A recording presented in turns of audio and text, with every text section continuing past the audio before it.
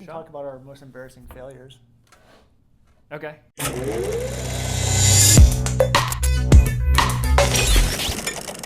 Hey guys, James Wedmore here, and I always love to do something special when really cool people come to visit me.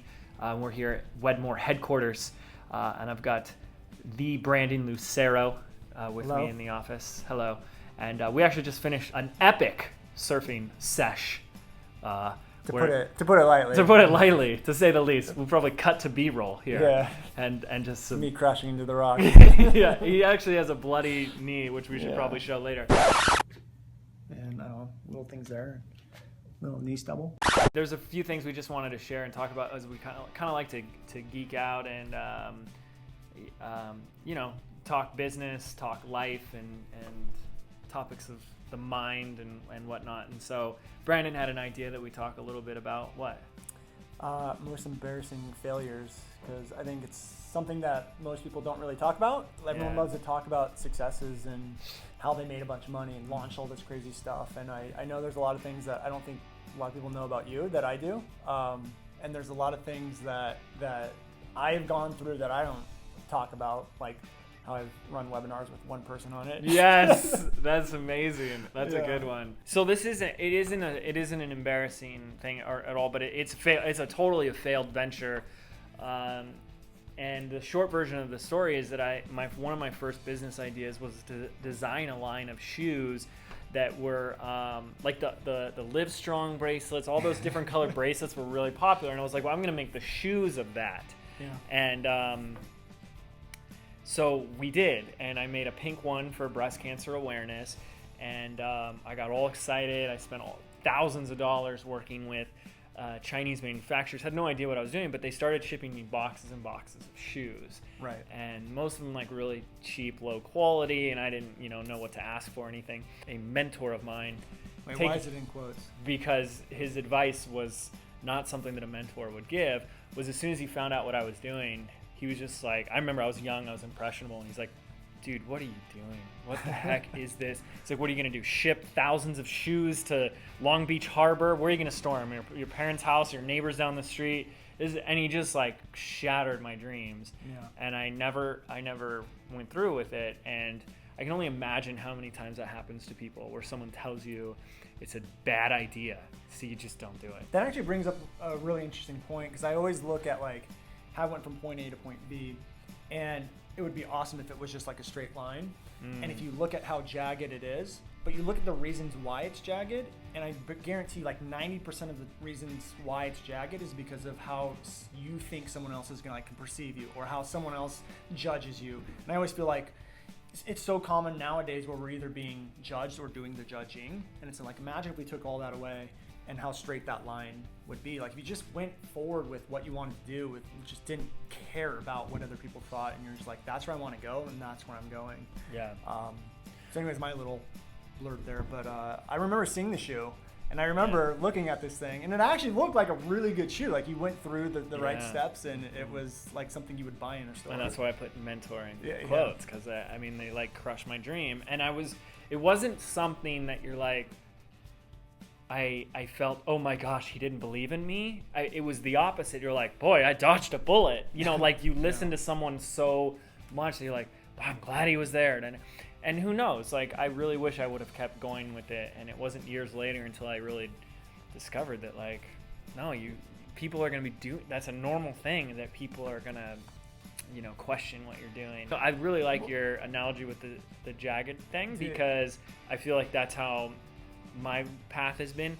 But when you look back in hindsight, it doesn't look jagged. It's almost like when you're in the middle of it, it feels jagged. Yeah. But you realize that a lot of the stuff that you're doing now is like, wow, I was doing that thing 2 years ago that now plays a part in this. Right. And I learned this skill 6 months ago or 5 years ago, and it all kind of like intersects together. Yeah, I mean, I think everything plays out the way it's supposed to. Like, you made that decision based off what he was saying and what he would have thought.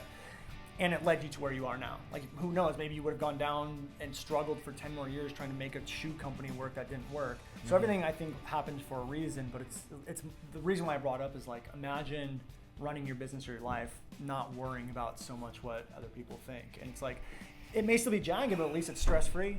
I don't even think people realize how much they do worry about that. Like, I think people can say, like, yeah, you know, sometimes a little bit, and it's like maybe a lot of it.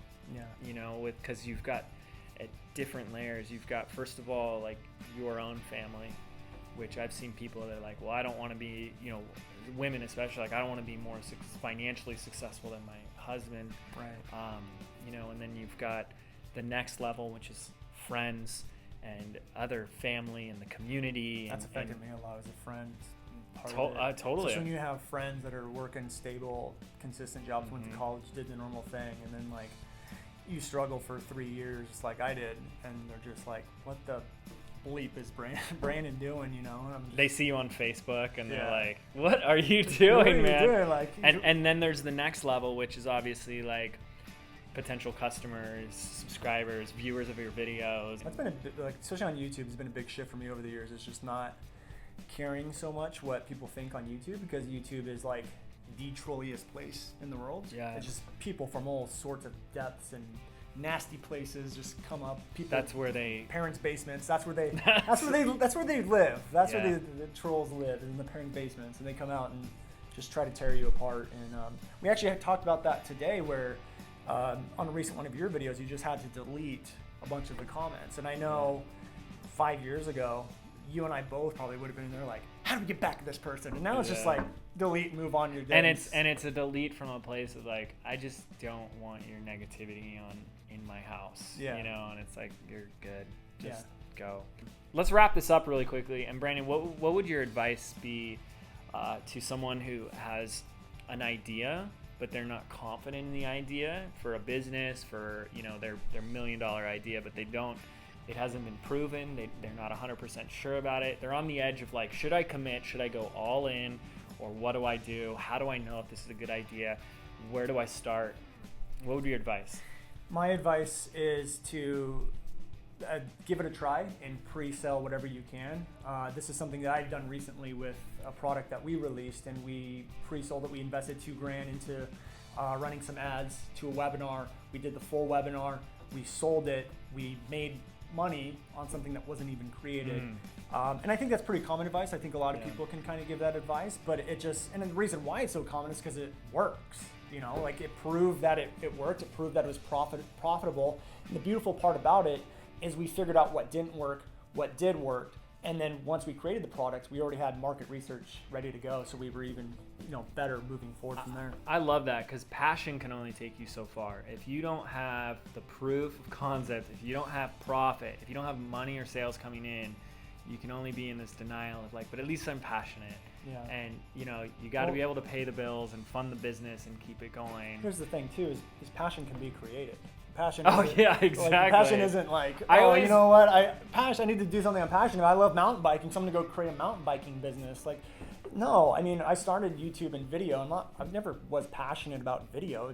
But I am now because I love it. And like, you look at people who have horse manure companies. Like, you think someone grows up being passionate about horse manure? Right. No, they're passionate about. And I always look at when you hear aspiring actors and they say how passionate they are about acting. I was like, but would you be if it didn't pay well? Yeah. You know, you always wonder like what came first. And there are people that like absolutely that's whether it paid the amount of a teacher or it's easy to get passionate when it's easy to get passionate when there's a lot of money there. But again, like, find the proof and the profit. So lastly, I'll end with a little piece too, because we have some ideas for some physical products. And the strategy, the stuff I've learned from 8 years is like, I could take the revenue and the money that we've made in this business and just throw it into the next idea and be like, hey, I've got money, why not? And instead, we're very strategic in that we're able to get an idea, a prototype, a concept, a mock-up, whatever, like 3D design, all the way to the 3D prototype for less than $3,000.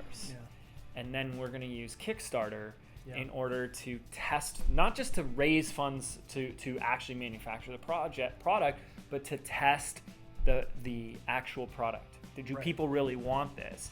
And so many people do it backwards. I know I did it backwards, where it was like, let me perfect the perfect product first. Let me spend all this time and ignore the research. And the thing is research itself, that's a whole nother topic, because like when you go in with like, I'm here to prove that this product will work, and you do research, you can find research to back any hypothesis. Right. But I want to see the money. I want to see who's really willing to pull out the credit card and throw down. And Yeah. you want to say, what is the quickest way to that path?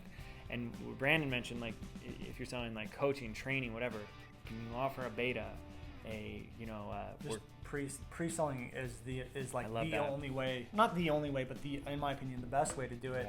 And that's why Kickstarter is so successful and so huge, is because that's all it is pre-selling, right? Like that is exactly what it is. And I know people that have talked about how, like, it didn't do well in Kickstarter because they didn't even bother making it. Yeah. Boy, they dodged a bullet. Well, there you guys have it. A little chat with the Brandon Lucero here at Wedmore headquarters. Hope you enjoyed this video. Leave a comment. Let us know how you liked it. Take care.